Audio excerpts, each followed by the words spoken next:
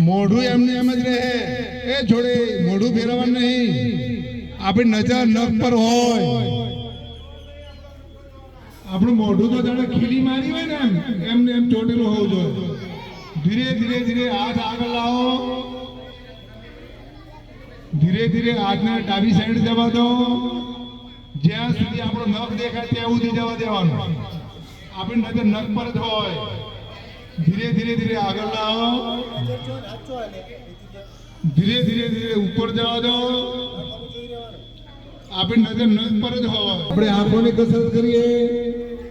આંખોના ચશ્મા આવે નહીં આંખો તમારે